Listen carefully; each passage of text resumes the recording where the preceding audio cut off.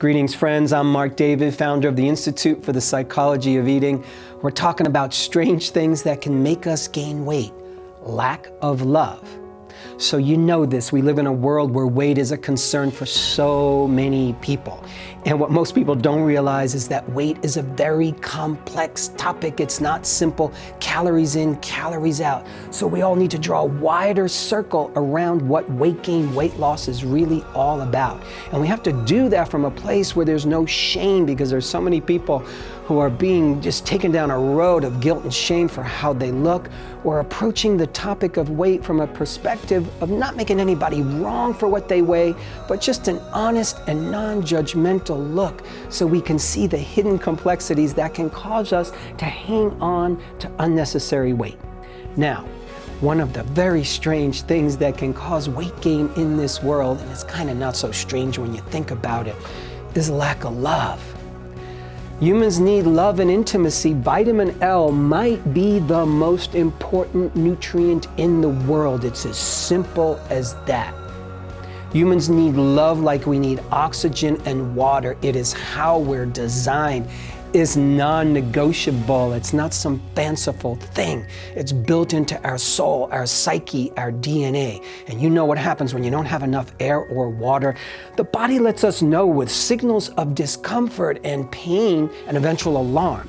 Okay, when we don't have the love and the connection that we want, it's kind of a slower burn, where instead of addressing that lack head on, what the psyche does is we enact symbolic behaviors to compensate for that lack of love. This is psychology, and it's simple and it's basic, meaning we're going to look for a symbolic substitute. We're going to look for the closest approximation, symbolic substitute, of the thing that we can get, love, in that moment.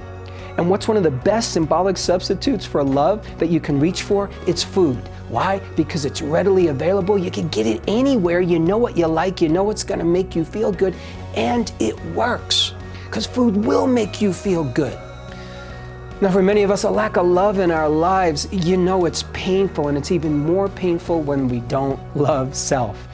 It's hard for humans to endure such self-attack when we're feeling, oh, I'm not lovable, I'm not good enough. And the psyche is going to look for ways to create relief from the pain of there's no love in my life, I'm alone, there's no intimacy, it's never going to happen, I have to lose weight in order to be loved. And again, we're going to go to food to be a pain reliever. But here's the beautiful thing, it makes sense. So you have to stop beating yourself up when people say, oh, you're using food as love.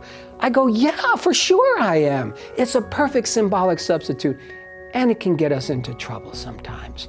So here's the thing, go to the source. Love heals. And that means the love we experience in relationship with others and the love we feel when we aim in itself. Because when we aim love itself, when you start to do the little things to acknowledge yourself, and you don't have to love all your imperfections.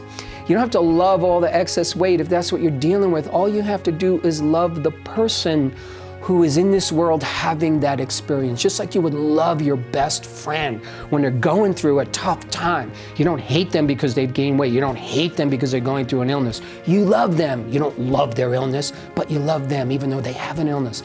Do that same thing for yourself, because when you start to initiate self-love, when you start to understand that, yeah, if you're using food as love, it makes beautiful sense.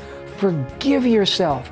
And then draw a wide circle around your life and say, how can I let the love in? Because when you let in more vitamin L, your natural appetite starts to emerge. You don't need to go for food to fill up a hole that's not getting filled by what you really want. And from that place, the chemistry of your body, your central nervous system, your nutritional metabolism, all begins to come into synergy. And that, my friends, is the magic of the world. So I hope this was helpful, my friends. To learn more about the breakthrough body of work that we teach here at the Institute for the Psychology of Eating, please sign up for our free video training series at IPE.tips. That's I as in Institute, P as in Psychology, E for Eating, .tips. You'll learn about the cutting-edge principles of dynamic eating psychology and mind-body nutrition that have helped millions forever transform their relationship with food, body, and health. And lastly, we want to make sure you're aware of our 2 premier offerings. Our Eating Psychology Coach Certification Training is an 8-month distance learning program that you can take from anywhere in the world to launch a new career or to augment an already existing health practice. And Transform Your Relationship with Food is our 8-week online program for anyone looking to take a big leap forward with food and body. So thank you once again for your time and attention, and I hope to meet you in one of our trainings or programs.